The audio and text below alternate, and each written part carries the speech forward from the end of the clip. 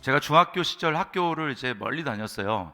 초등학교에서 중학교로 딱 저 혼자 전교에서 한 명 이렇게 중학교로 이렇게 배정이 됐는데, 그러다 보니까 이제 버스를 한 30분 제 기억으로 한 타고 갔던 것 같아요. 버스에서 자주 이제 라디오에서 나오던 유명한 팝송이 있었습니다. 뭐냐면 여러분도 혹시 알지 모르겠는데 Don't Worry Be Happy라는, 아시죠? 이렇게 휘파람 불면서 나오는. 자, 그 가사, 번역한 가사를 제가 읽어드릴게요. 내가 쓴 작은 노래가 있어요. 아마 따라 불러보고 싶을 겁니다. 걱정 마세요. 행복하세요. 모든 인생에는 문제가 있지요. 하지만 우리가 걱정하면 문제는 2배로 커져 버린답니다. 걱정 마세요. 행복하세요. 머리를 누일 장소조차 없어도 누군가 당신의 침대를 가져간대도 걱정 마세요. 행복하세요. 집주인이 임대료가 밀렸다고 하네요. 소송을 걸지도 모르죠. 걱정 마세요. 행복하세요. 나를 보세요. 난 행복해요. 걱정 마세요. 행복하세요. 내 전화번호를 줄게요. 걱정될 때 전화하세요. 내가 행복하게 해줄게요. 걱정 마세요. 행복하세요. 돈이 하나도 없어도, 스타일이 구겨져도, 당신을 웃게 만들 애인이 없어도 걱정 마세요. 행복하세요. 걱정하기 때문에 얼굴이 찡그려지잖아요. 그러면 모두 기분이 처지잖아요. 걱정 마세요. 행복하세요. 미소를 지어보세요. 모두를 처지게 하지 말아요. 걱정 마세요. 곧 지나갈 거예요. 그게 뭐든 간에 걱정 마세요. 행복하세요. 난 걱정에 빠지지 않아 행복해요. 걱정 마세요. 행복하세요. 걱정 마세요. 행복하세요. 지금. 이렇게 우리가 참 살아가다 보면 걱정할 일이 참 많죠. 여기 오늘 그 가사에 해당되는 분들도 아마 있을 것입니다. 그렇죠? 가사는 참 좋습니다. 힘든 일이 많으니까 이런 노래를 부르면 막연하게 마음이 좀 안정이 되고 위안이 되는 것 같아요. 자, 그런데요, 오늘 말씀은 이런 좋은 분위기를 그냥 산통을 깨버리는, 분위기를 깨버리는 그런 말씀입니다. 애통하는 자는 복이 있나니. 완전히 정반대죠. 슬퍼하고 눈물을 흘리는 자가 복이 있다고 말을 합니다. 말이 안 되는 것 같아요. 마음을 추스리고 있는 그 사람 앞에서 애통하는 자가 복이 있다라고 하면 여러분, 그게 어떻게 위로가 되겠습니까? 사실 그 8가지 복에 대해서 우리가 쭉 살펴보겠지만 이 8가지 복은 사실은 역설입니다. 그럴 수 없는데, 세상에서는 그게 복이 아니라고 얘기하는데 하나님은 그게 복이라고 말씀을 하는 거예요. 그 중에서 오늘 말씀처럼 역설이 강하게 느껴지는 경우가 없습니다. 어떻게 애통하는 것이 복이 될 수 있습니까? 사람들은 행복하기 위한 몇 가지 방법, 이런 책들이 서점에 얼마나 많이 있습니까? 근데 어떻게 눈물을 흘리고 슬퍼하는 것이 복이 있다, 이렇게 말을 할 수가 있습니까? 이 헬라어는, 이제 신약은 헬라어로 기록됐잖아요. 이 헬라어, 그리스어는 이 슬픔을 나타내는 단어만 한 9가지 된다고 해요. 근데 그 중에서 오늘 애통한다라고 하는 그 말은 가장 그 중에서 강도가 센 말입니다. 이건 뭐냐면 그 사랑하는 사람이 죽었어요. 그 죽음 앞에서 애도하면서 나타내는 그 감정, 그것이 바로 이 애통이라는 말입니다. 여러분, 저는 목사니까 여러분도 마찬가지지만 장례식장에 한번 가보십시오. 아무리 예수님을 믿고 천국에 소망이 있는 가정이라 할지라도 그 사랑하는 사람의 죽음 앞에서는 얼마나 통곡하며 애통하는 것이죠. 그런 슬픔을 여러분 누가 좋아하겠습니까? 다 피하고 싶죠. 그게 어떻게 행복이 될 수 있나? 어떻게 그것을 하나님은 복이라고 말씀하실 수가 있는가? 제가 어제 그 팔복에 복이 있나니라고 하는 이 복이 있다라고 하는 그 말 앞에 이러이러한 사람은 복이 있다라고 할 때 그것은 바로 예수님의 성품을 나타내는 말이라고 말씀을 드렸어요. 그러니까 오늘도 그냥 애통하는 사람이 복이 있다라고 할 때 우리는 그 세상에서 그 애통을 좀 찾기가 어렵습니다. 그래서 우리는 예수님이 어떻게 애통하셨는가, 이걸 좀 살펴볼 필요가 있어요. 자, 우리가 예수님의 애통하면은 제 머릿속에 떠오르는 장면은 딱 3가지입니다. 첫 번째는 예수님이 우셨던 장면 한 가지와, 그리고 십자가를 앞두고 예수님이 괴로워하고 슬퍼하셨던 장면 딱 하나, 이 겟세마네에서의 예수님의 애통, 그것이 생각이 났어요. 예수님이 2번 우셨죠. 언제 우셨습니까? 첫 번째는 사랑하는 마리아와 또 마르다, 그리고 나사로, 그 집안을 예수님이 유독 사랑하셨고 특별한 마음을 가지고 계셨어요. 근데 이제 나사로가 죽었다라는 소식을 듣습니다. 그래서 예수님이 가시죠. 이미 죽은 지 나흘이나 돼가지고 시체가 썩고 있었고 나사로는 무덤에 장사 지낸 바 됐습니다. 그때 많은 사람들이 그 무덤 앞에서 고구를 했어요. 여동생인 마르다와 마리아도 슬피 울었습니다. 예수님이 거기 모인 많은 사람들이 우는 것을 보고 예수님도 눈물을 흘리셨다고 그렇게 기록을 하고 있습니다. 예수님도 우셨어요. 사랑하는 사람을 갈라놓는 이 죽음이라는 것 때문에 예수님은 눈물을 흘리셨습니다. 자, 두 번째는 십자가를 지시기 며칠 전에 예수님이 감람산에서 맞은편에 있는 예루살렘 성전, 예루살렘을 바라보시면서 주님이 우셨다라고 그렇게 성경이 기록을 하고 있습니다. 왜냐하면 예수님은 하나님이시니까 이제 몇십 년 후에 일어날 일들을 주님이 미리 보고 계시는 거예요.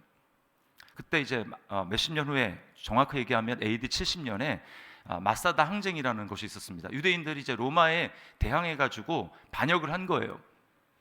결론은 어떻게 됐냐면 얼마 좀 버티긴 했지만 결국 로마의 이 티터스 장군이 와가지고 완전히 다 그들을 몰살시킵니다. 임신한 여자들은 배를 갈라가지고 죽였고 그 뱃속에서 아이를 꺼내가지고 바위다가 내쳐지는 아이들이 그러니까 완전히 그냥 죽는 거죠. 그런 끔찍한 일을 예수님이 바라보면서 그것이 예루살렘에 앞으로 당할 일이고 또 말세에 당할 일이라는 것을 주님이 아시고 주님이 눈물을 흘리며 오셨어요. 세 번째는 십자가를 앞두고 겟세마네 동산에서 기도하신 주님의 모습입니다. 주님이 너무나 고통스러웠죠. 그래서 내 마음이 고민해서 죽게 됐다라고 말씀하시는 게 십자가를 앞두고 예수님의 마음이었어요. 그러면서 예수님이 십자가를 앞두고 겟세마네 동산에서 기도를 하시는데 얼마나 스트레스를 받고 고통스러우셨으면 온몸에 이 실핏줄들이 다 터집니다. 그리고 땀을 흘리면서 기도하는데 그 실핏줄에서 터진 그 피와 이 땀이 혼합이 돼가지고 예수님의 땀방울이 핏방울이 돼가지고 바닥에 떨어지는 거예요.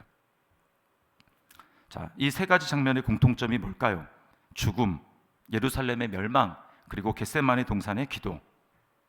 그것은 바로 이 세상에 있는 죄입니다. 죄 때문에 사망이 왔고 사망 때문에 사람들이 슬퍼하고 그리고 그 죄 때문에 심판을 받아야 되는, 그리고 그 죄를 앞두고 예수님이 이제 내가 이 죄를 짊어져야 되는 것 때문에 예수님은 애통을 하셨어요. 여러분 아마 이렇게 생각할지 모르겠습니다. 아니 우리가 예수님을 이제 믿지 않습니까? 예수님이 십자가에서 우리 죄를 다 대속해 주시지 않았습니까? 다 처리를 하지 않으셨습니까?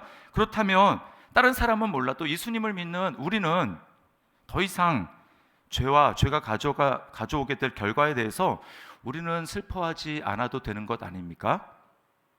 여러분 그러나 실상은 그렇지가 않습니다. 예수 믿는 사람에게는 천국이 임했어요. 예수 믿는 저와 여러분들에게는 천국이 임했습니다. 여러분 믿습니까? 네, 우리에게는 하나님의 나라가 우리 마음 가운데 임했어요. 근데 문제는 뭐냐? 아직 완전하게 임한 것이 아니라고 하는 사실입니다. 아직 이 세상은 악한 자, 마귀, 공중권세 잡은 자, 우리를 끊임없이 고소하고 고발하고 또 유혹하는 그 마귀가 이 세상을 지배하고 있습니다. 예수님이 십자가로 승리하셨기 때문에 마귀는 힘을 잃었어요. 권세를 잃었습니다. 그럼에도 불구하고 뭐가 문제입니까? 사람들이 이걸 몰라요. 때때로는 예수님을 믿은 저와 여러분들조차 마귀가 지금 사람들을 유혹하고 미혹하고 그래서 진리가 제대로 작동하지 못하도록 유혹을 하는데 우리도 때때로는 깜빡 그 마귀의 관계와 괴계에 속아서 사람들이 서로 미워하고 같은 편인데도 서로 미워하고 비판하고 헐뜯고 이런 모습, 마귀의 정죄에 빠지는 그런 모습을 보일 때가 있습니다. 안 믿는 사람들은 말할 것도 없어요.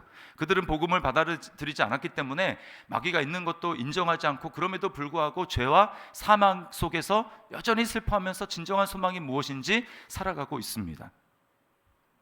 마귀가 거짓으로 이렇게 하고 있는 거예요. 그래서 우리가 때때로는 이 진리 가운데 서지 못하고 복음에 바로 서지 못하니까 우리 또한 죄 가운데 빠지고 그래서 하나님의 마음을 아프게 만듭니다. 여러분, 이 모든 괴로움과 고통 이것이 언제 끝납니까? 예수님이 다시 오셔서 이 세상에 아직 남아있는 모든 죄를 다 심판하시고 마귀를 불못에 지옥불에 던져 넣을 때, 그때 이 모든 이 죄 때문에 이 세상에 죽음이 온, 그리고 이 죽음의 그림자 속에서 지금도 살아가고 있는, 신음하고 있는 이 많은 사람들의 고통이 그때 다 완전히 없어지는 거예요. 그래서 여러분, 그 사이에 주님이 재림하시는 그날까지 우리는 이미 구원을 얻었지만 아직 완전히 그 죄가 없어진 것이 아니기 때문에 이미와 아직 사이에서 우리가 고통하고 있는 것입니다. 애통하고 있는 거예요. 예수 그리스도 안에 있는 신분, 그리스도를 바라보고 그리고 그리스도가 우리에게 가져다 준 놀라운 하늘에 속한 복을 생각하고 내 신분을 생각할 때는 우리에게 기쁨이 있습니다.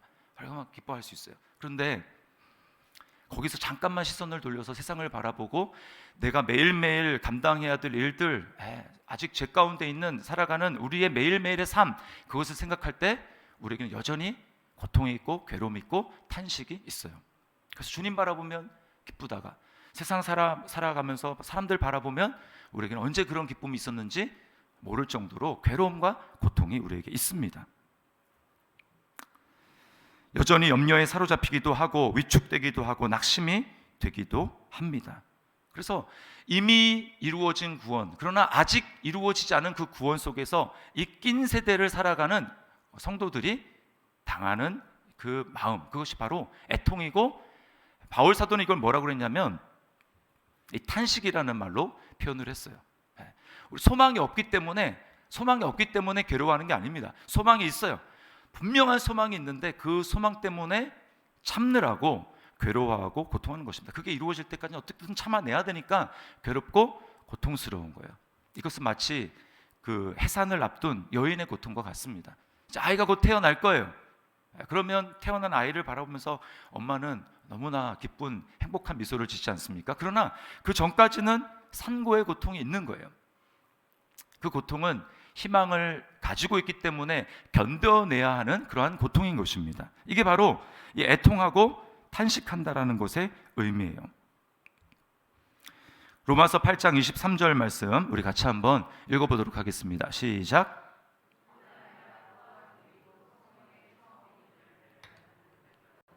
속으로 탄식하여 양자될 것 곧 우리 몸의 속량을 기다리느니라. 네, 속량, 우리가 양자될 것, 완전히 하나님의 자녀로 변화될 것, 그것을 바라보면서 지금 참아내고 하는 것이 탄식이에요. 그리고 애통인 것입니다.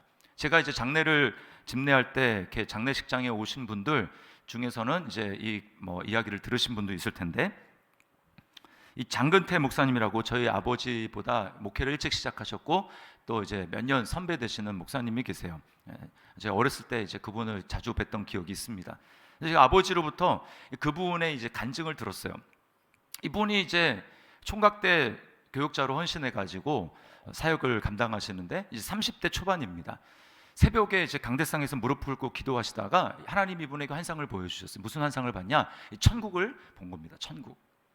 너무 황홀한 거예요. 천국을 30대에 봤으니 하나님이 저에게도 좀 그런 은혜 주시고 여러분이 기도할 때 그런 은혜를 주셨으면 좋겠는데 너무나 좋은 겁니다. 천국이 환상 가운데. 여러분, 이분이 천국을 본 다음에 그 다음에 세 달 동안 꼬박 한 건 뭐냐면은 눈물을 흘리는 거였어요. 아니 그렇게 좋은 천국을 봐놓고 왜 기뻐하고 막 즐거워해야지 왜 세 달 동안 꼬박 그렇게 눈물을 흘려야 합니까? 그것도 30대 앞길이 창창한 청년이. 왜냐하면 성경에는 봤지만, 성경에는 천국이 있다는 거 알고 그렇게 믿기도 하고 바라보지만 막상 진짜 하나님이 보여준 천국을 보니까 앞으로 내가 만약 80까지 산다면 앞으로 한 50몇 년을 살아야 되는데 어떻게 그 좋은 천국을 본 다음에 내가 이 세상에서 살 소망을 가지고 그렇게 살아갈까? 너무 차이가 나니까 별로 살고 싶은 생각이 없어서 그래서 울었다고 합니다. 3달 동안. 그래서 눈물을 흘린 거예요. 여러분, 그것이 바로 우리가 지금 그 정도의 강도는 아닐지라도 우리가 겪고 있는 그 감정인 것입니다. 이게 바로 애통이고 이게 바로 탄식이에요. 탄식. 우리는 구원의 완성을 분명하기 때문에 소망하며 기다리는 것입니다. 그러니까 참아야 되고, 그러니까 아직 죄악이 없어지지 않은 이 세상 가운데, 이 세상의 구조 가운데 살아가느라 때때로 성도로서 정말 한숨이 나오고 탄식을 하며 기다리는 거예요. 언제 주님이 오실까? 여러분, 이런 탄식과 애통 가운데 살아가는 사람은 이 세상에 마음을 두면서 이 세상에서 즐거움을, 또 이 세상의 기쁨을 얻으려고 하지 않습니다. 이것이 분명한 사람일수록 그래요. 야고보서 4장 9절 말씀 우리 함께 읽겠습니다. 시작. 슬퍼하며 애통하며 울지어다. 너희 웃음을 애통으로, 너희 즐거움을 근심으로 바꿀지어다.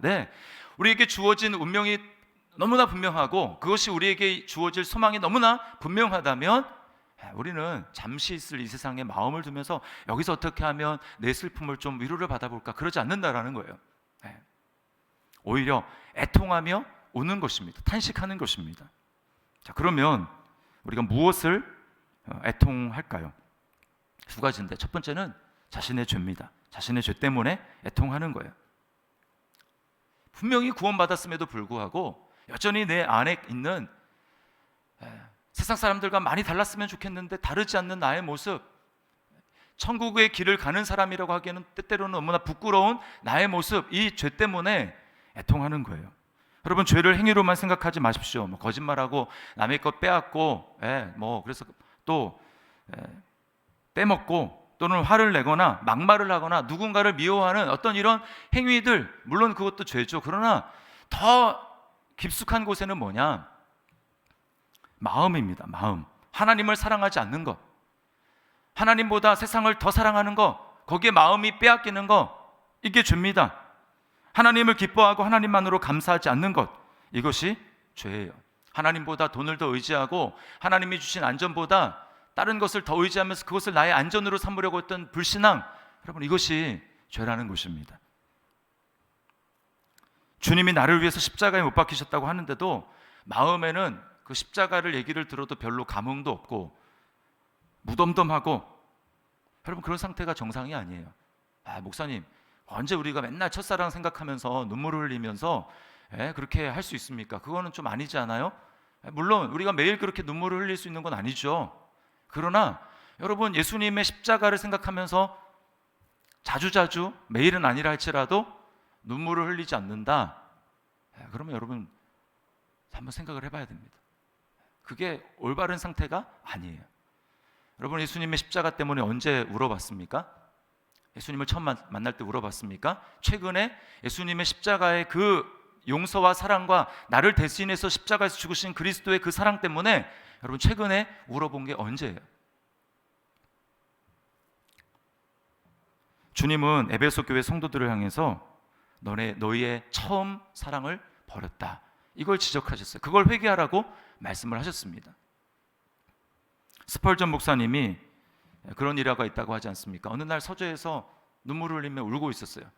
그랬더니 그 아내가, 스펄전 목사님의 아내가 스펄전 목사님을 보고, 아니, 당신은 왜 눈물을 흘리냐고, 무슨 일이 있냐고. 그랬더니 스펄전 목사님이 하는 얘기가, 오늘은 십자가를 생각해도 더 이상 눈물이 나지 않아.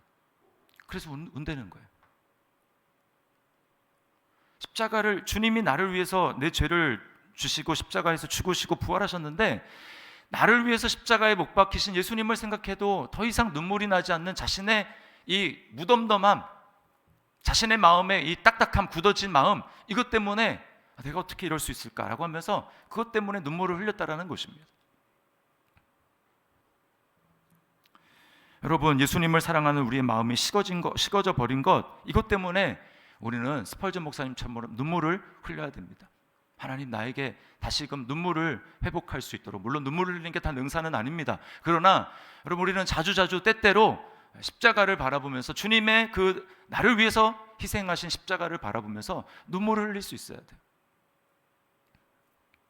저는 우리 더시티 사랑의 교회 성도들이 메마른 눈물이 없는 그런 맹숭맹숭한 신앙생활이 아니라 십자가를 바라보면서 자주자주 눈물을 흘리며 감격하는 그런, 정말 눈가가 촉촉하게 젖어 있는 그런 눈물을 흘리는 성도들이 될 수 있기를 주님의 이름으로 축원합니다.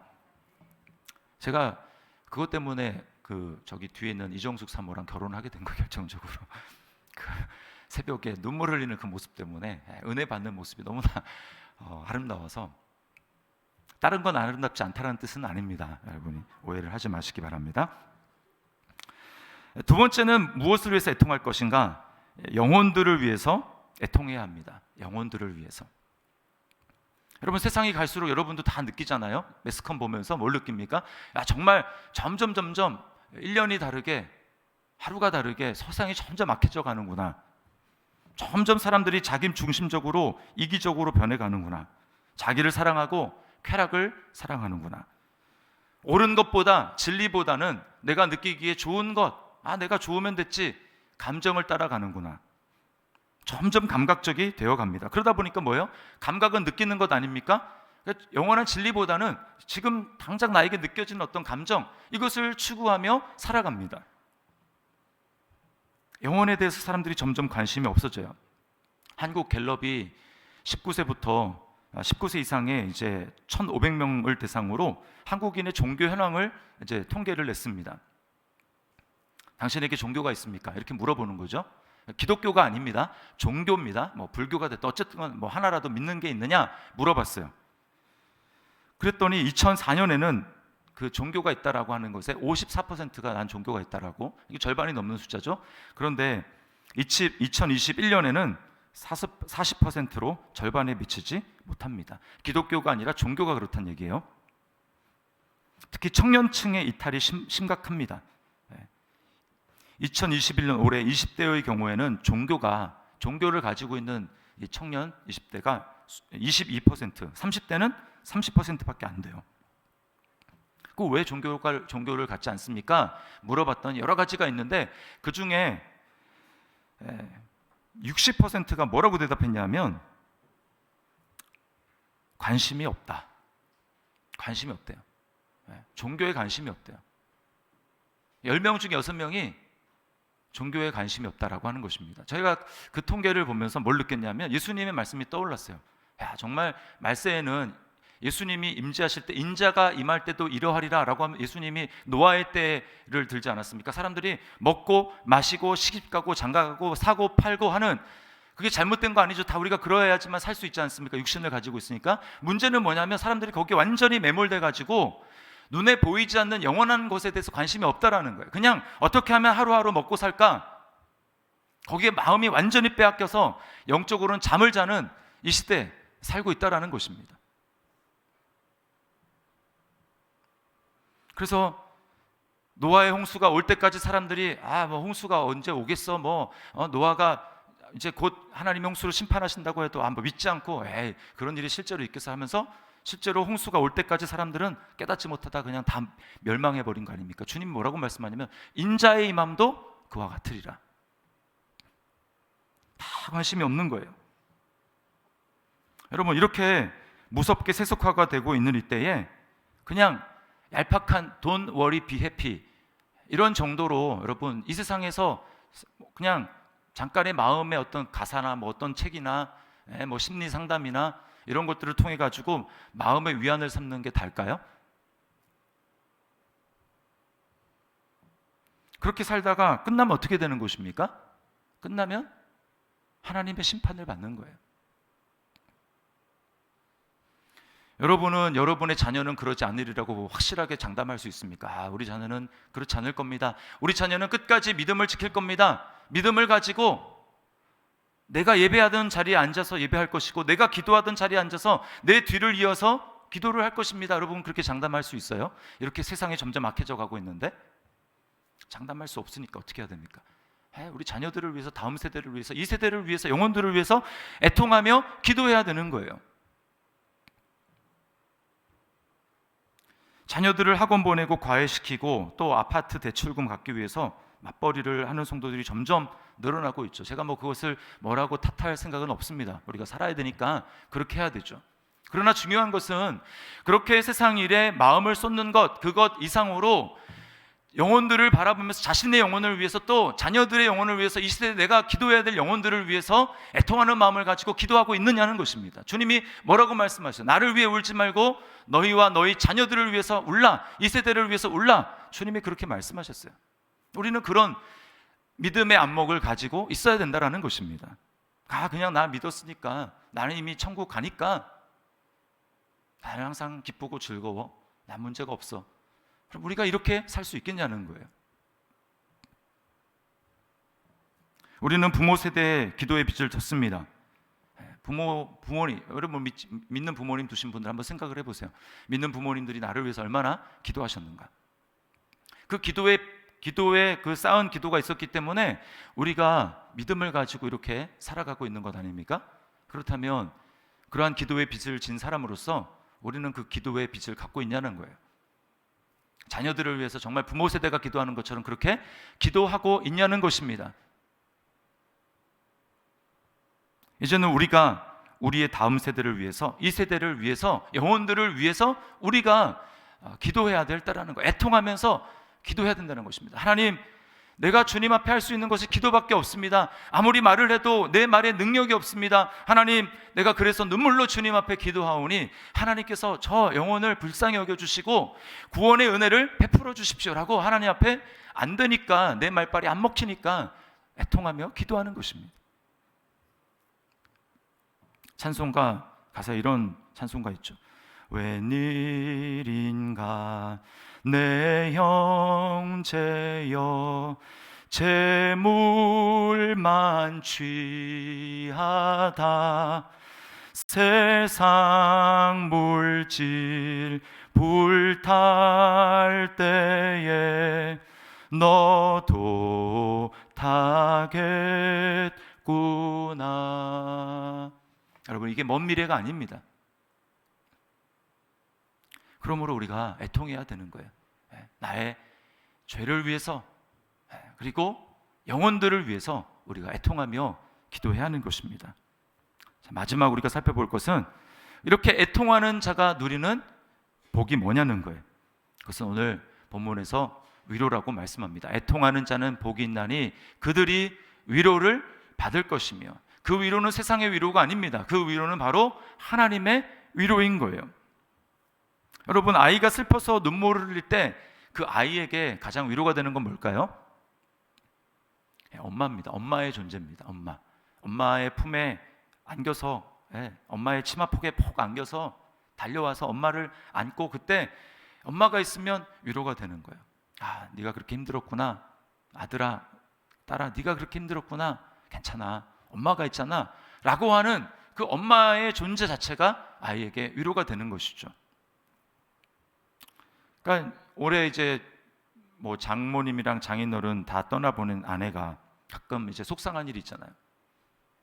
그러면 속상한 일도 속상하지만 그보다 더 속상한 건 뭐냐면 이제 엄마가 없다라는 것 때문에 슬퍼하더라고요. 그래서 우리 애들 보고 그럽니다. 너네는 좋겠다. 엄마가 있어서. 어디 하소연할 데가 없는 거예요. 물론 하나님이 계시죠.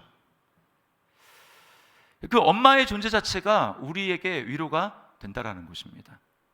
여러분, 윤복희 권사님 아시죠? 윤복희 권사님이 여러분이라는 그 노래를 지었잖아요. 근데 그 여러분이라는 곡을 오빠인, 지금은 이제 목사님이시죠? 그 윤한기 씨가 작사 작곡을 해가지고 이제 윤복희 권사님이 그 노래를 불렀는데, 이 윤한기 씨가 폐결핵 말기에 동생과 또 누구의 이제 전도를 받아가지고 예수님을 믿게 되고 기적적으로 그 폐결핵에서 고침을 받았는데, 그러면서 이제 어느 날 하나님 앞에 기도를 하다가 하나님이 이사야 41장 10절 말씀, 두려워하지 말라 내가 너와 함께 아님이라, 놀라지 말라 나는 내 하나님이 됨이니라, 내가 너를 굳세게 하리라, 참으로 너를 도와주리라, 참으로 나의 의로운 오른손으로 너를 붙들리라 라고 하는 이 말씀을 하나님이 주셔서 거기에 감동받아서 지은 작사 작곡한 곡이 바로 이 여러분이라는 곡입니다.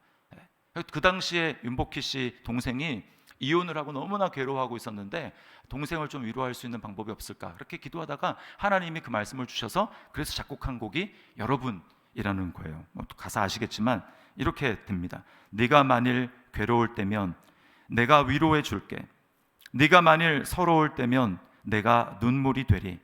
어두운 밤 험한 길 걸을 때 내가 너의 등불이 되리. 허전하고 쓸쓸할 때 내가 너의 벗 되리라. 나는 너의 영원한 친구야. 나는 너의 형제야. 나는 너의 영원한 노래야. 나는 너의 기쁨이야. 여러분, 영원한 친구, 누가 감히 이렇게 얘기할 수 있습니까?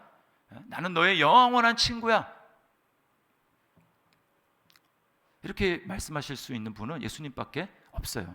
여러분, 우리에게 진짜 위로가 되신, 여기 위로를 받을 것이요 라고 하는 그 어원에서 나온 말이 뭐냐면 보혜사라는 말입니다. 보혜사, 바로 옆에서 떠나지 않고 옆으로 소환돼 가지고 내가 힘들 때 도움이 되고, 내가 어려울 때 그 어려움을 해결해 줄 수 있고, 내가 슬플 때 그것을 위로해 줄 수 있는 이 복합적인 단어가 이 보혜사라는 말인데, 성경의 보혜사라는 말이 누구에게 해당이 되느냐? 첫 번째는 예수님에 해당됩니다. 예수님.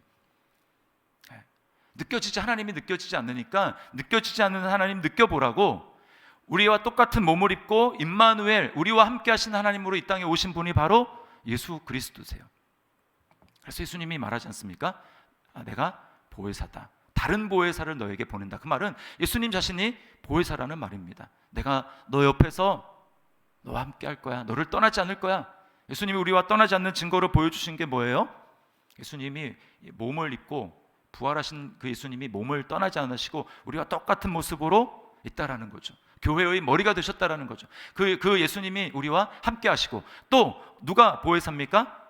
성령님이 보혜사입니다. 예수 그리스도의 영, 내가 다른 보혜사를 너에게 주리니, 성령님을 우리에게 주셔서 뭐라고 말씀합니까? 내가 이제 너희를 고아와 같이 버려두지 않냐고, 영원히 너희를 떠나지 아니하리라. 그러므로 여러분, 나는 너의 영원한 친구고 내가 너에게 영원한 위로자가 되어줄게 라고 말할 수 있는 분은 우리 성령님밖에 없어요.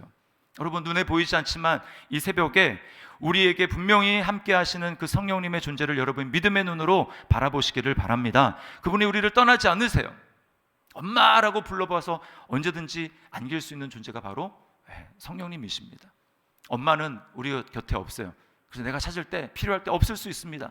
내가 의지하는 누구도 이 땅에 마찬가지예요. 그러나 하나님은, 우리 안에 계시는 성령님은 보혜사가 되셔서 우리의 슬픔을 위로해 주십니다. 우리가 어떤 일을 가지고 하나님 앞에 기도할 때, 속상해서 하나님 앞에 기도할 때 성령님은 우리에게 말씀합니다. 내가 너와 함께하고 있어. 너 나 보이지 않는다고, 내가 없다고 생각하지 마. 내가 너의 손을 지금 붙들고 있어. 너 낙심하지 마. 내가 천국 가는 그날까지 너를 반드시 믿음을 지킬 수 있도록 내가 너를 도와줄 거야. 그러니까 염려하지 마. 이렇게 성령님이 우리에게 말씀하고 계신다라는 거예요. 여러분, 이렇게 우리가 때때로 성령님의 위로를 받고, 이 세상의 위로가 아니라 애통하며 기도할 때 성령님의 위로를 받아서 그렇게 애통하며 탄식하며 그렇게 믿음의 길을 걸어가는 사람들이 끝에 만나는 것이 뭔지 아십니까? 그건 최종적인 예수님의 위로예요. 요한계시록을 읽어보십시오. 많은 사람들이 주님 앞에 섰을 때 주님이 이렇게 말씀합니다. 잘했다. 착하고 충성된 종아, 잘했다. 믿음의 길을 걷느라 너무나 수고가 많았다라고 하면서 우리 눈에서 눈물을 씻어주신다고 말씀합니다. 우리를 안아주시며 우리 눈에서 눈물을 씻어주신다고 말씀을 해요. 이 최종적인 위로를 받기까지 우리가 애통의 길을 걸어가는 것입니다. 탄식의 길을 걸어가는 거예요. 이렇게 매일매일의 순간에 애통할 일이 있지만, 죄의 구조 속에서 살아가서 애통할 일이 있지만, 그러나 세상의 위로가 아니라 주님 앞에 나의 죄 때문에 애통하고 또 영혼들을 위해서 애통하며 기도하며 나아갈 때 성령님께서 우리의 마음을 위로해 주실 것입니다. 그 애통의 길을 걸어갈 때 끝에는 예수 그리스도의 위로가 저와 여러분에게 넘치게 될 줄 믿습니다. 이 말씀을 기억하십시오. 애통하는 자는 복이 있나니 그들이 위로를 받을 것이며, 저와 여러분에게 특세 기간에 하나님의 위로, 성령님의 위로가 충만할 수 있기를 주님의 이름으로 축원합니다. 우리 말씀을 기억하면서 찬양하겠습니다. 우리 인애하신 구세주여 찬양하면서 우리가 좀 하나님 앞에 회개할 마음을 가지고 기도했으면 좋겠어요. 우리의 죄를 위해서, 또 우리 자녀들을 위해서, 또 구원받아야 될 누군가를 위해서 우리 회개하면서, 회개의 은혜를 구하면서 하나님 앞에 찬양했으면 좋겠습니다. 우리 악보 좀 혹시 준비됐나요? 악보.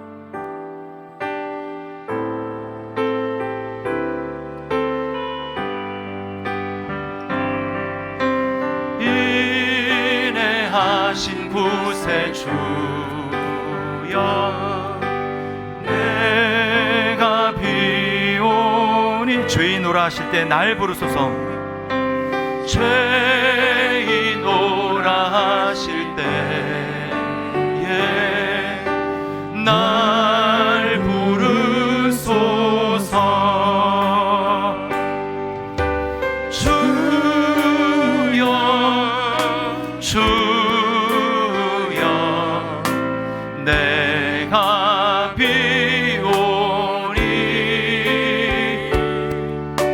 죄인오라 하실 때에 날 부르소. 자비하신 보좌 앞에 꿇어 엎드려, 자비하신 보좌 앞에 꿇어 엎드려 자복하고 회개하. 주님 이 시간 회개할 믿음을 주시옵소서. 믿음 주소서. 주여 주여 내가 비오니 죄인오라 하실 때에 날 부르소서. 주의 공로 의지하여 주께 갑니다. 주의 공로 의지하여 주께 가오니. 상한 마음을 고치시고, 상한 마음을 고치시고 구원하소서. 주여 주여 주여 주여 내가 비오니 죄인오라 하실 때에 날 부르소. 만복 근원 우리 주여, 만복 근원 우리 주여 위로하소서. 우리 주와 같으신 분이 없습니다. 우리 주와 같으신 어디 있을까. 간절한 마음으로 주님 부릅니다. 주여 주여 내가 비오니 죄인오라 하실 때에 나. 우리 두 손을 가슴에 모으고 주여 주여 내가 비오니 주여 주여 내가. 우리 회개의 은혜를 구하면서 회개의 영을 부어달라는 마음으로 찬양합니다. 죄인오라 하실 때에 나. 다시 한번 기도하는 마음으로 주여 주여 내가 주님 앞에 빕니다. 주여 주여 내가 비오니 죄인오라 하실 때에 날 부르소서. 우리 시간에 하나님 앞에 회개하는 기도를 좀 드렸으면 좋겠습니다. 여러분, 행복해야 될 것 같은 이 세상에 왜 애통해야 됩니까? 우리가 주님의 마음을 아프게